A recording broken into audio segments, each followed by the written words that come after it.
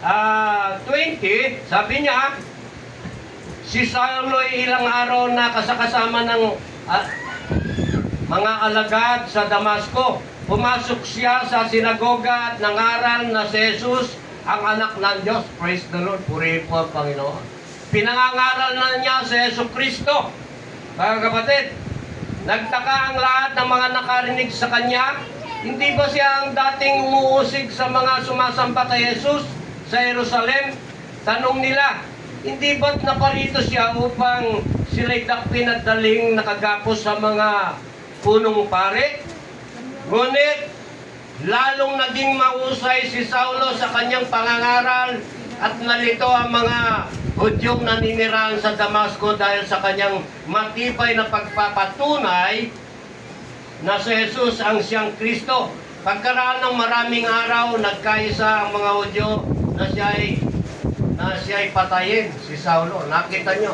Kaya yung pagiging Kristiyano, napakahirap minsan, mga kapatid. Ngunit, andun si Saulo sa pagpipreach ng salita ng Panginoon na si Jesucristo ang anak ng Diyos, mga kapatid. Kaya napakabuti, napakainam na ang tao magkaroon siya ng encounter sa Panginoong Jesucristo.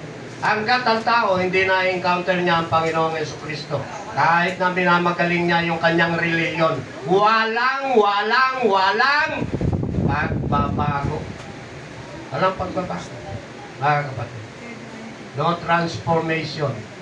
Pwede reform, pwede sa pamamagitan ng sarili niyang paggawa, sa edukasyon, mababago siya saglit, pero hindi mababago ng tuluyan sapagkat hindi naman siya binago ng Panginoon, sapagkat hindi niya na-encounter ang Panginoong Jesucristo.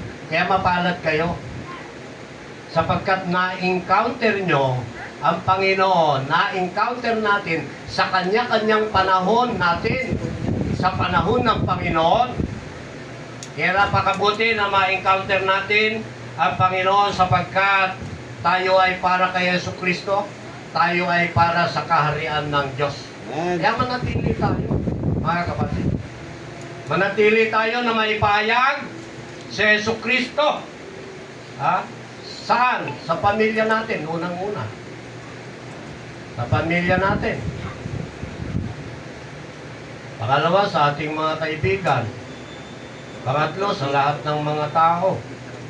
Kaya nga, yung buwan natin na ito, yung pag-iibanghelyo sa panahon na ito. Ano ba ang sabi ni Apostol Pablo doon sa Roma 1:16? Hindi ko kinakaya ang mabuting balita ng kaligtasan sapagkat ito ang kapangyarihan ng Diyos ay kaliligtas ng tao, una, Hudyo at mga Hintil. Lahat ng nananampalataya. Ay, ang tao hindi mananampalataya sa Panginoong Diyos.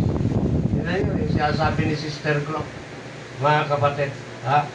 Kaya nga, tayo i-preach natin si Jesucristo. Preach the gospel. Ayun o. Para yung mga nawawala, magkaroon ng kaligtasan. Anytime pwedeng mamatay ang tao. Anytime. Anytime. Pwedeng mamatay ang tao sa kanya-kanyang nakatakdang panahon. Sabi doon sa Ecclesiastes chapter 3 verse 1, there's a time for everything. Panahon sa lahat paano yun? Yung mga mahal natin sa buhay, wala sa Panginoon. Many people dying every day in sin, without Christ, without Jesus, without God. They are for condemnation. Sakwan sila sa kahatulan. Nakakalungkot. Nakakalungkot. Kaya kailangan kayo ma-spread yung gospel. Yung mga umaalis naman, ganito lang yung kasimple. Sila natanim sa bato, sa dawagan, at sa daan. Ibig sabihin, hindi sila nanatili sa salita ng Diyos na buhay, kaya sila umaalis. Yun po yun. Hindi sila nanatili. Kasi kailangan matanim tayo sa matabang lupa. Sabi doon sa Luke chapter 8 verse 15. Yun ang tunay na mga Kristiyano, yung natanim sa matabang lupa na nakikinig ng salita ng Diyos at ipinamumuhay. Mahirap mamuhay mga kapatid, totoo po yun. Lalo na kung Kristiyano ka, sari-saring pagsubok ang aabutin mo. Ngunit may pagsubok din sa hindi Kristiyano.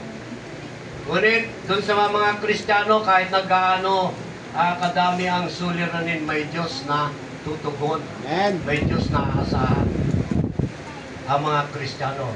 Kaya, kailangan sa pagiging Kristiyano natin sa taon na ito, loobin natin na makasunod tayo, unang-una sa ating Panginoong Diyos. Paglingkuran natin siya ng may katapatan. Amen. Mga kapatid, bilang mga Kristiyano. Napakaigsi ng buhay, saan pa natin gagamitin yan? Di sa paglilingkod sa Panginoon. Mga kapatid.